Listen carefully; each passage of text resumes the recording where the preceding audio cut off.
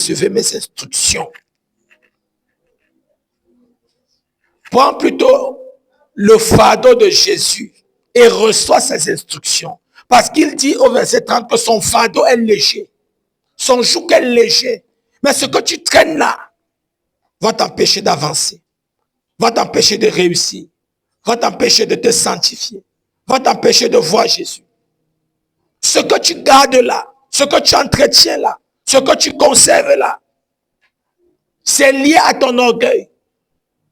Humilie-toi d'abord. Renonce ensuite. Abandonne pas.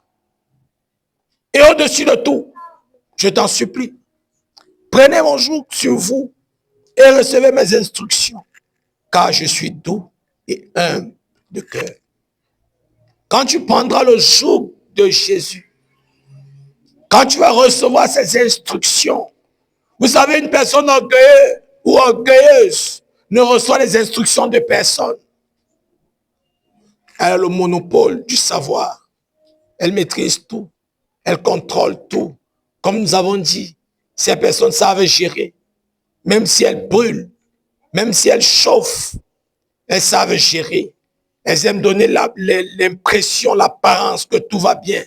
Alors que ces personnes brûlent, pourrissent, connaissent même leur sort, mais ne veulent pas se rabaisser. Le joug de l'Éternel est léger. Léger. Prenez mon joug sur vous et recevez mes instructions, car je suis doux et humble de cœur. Jésus est doux et humble de cœur. L'humilité précède la gloire. Lorsque tu prends le joug de l'Éternel, tu commences à être humble. Humble. L'humilité, bien-aimé, précède la gloire de cœur. Dans ton cœur, bien-aimé, se dépouille de l'orgueil. Parce que lorsque le cœur est rempli d'orgueil, il ne peut pas avoir humilité. Il ne peut pas avoir douceur. Et je vous trouverai le repos pour vos âmes. Alors nous nous rendons compte que l'ennemi s'élève contre nos âmes. Quand un orgueilleux bien-aimé se dresse, c'est son âme qu'il est en train de détruire. C'est son âme qu'il est en train de détruire. Il faut faire très attention. La Bible me dit, lorsque tu prends le joug de l'Éternel, de Jésus, et tu suis ses instructions, il te donne le repos de ton âme. Dans ton âme, trouve du repos, de la tranquillité. Tu n'es plus agité. Tu ne te retrouves plus n'importe où.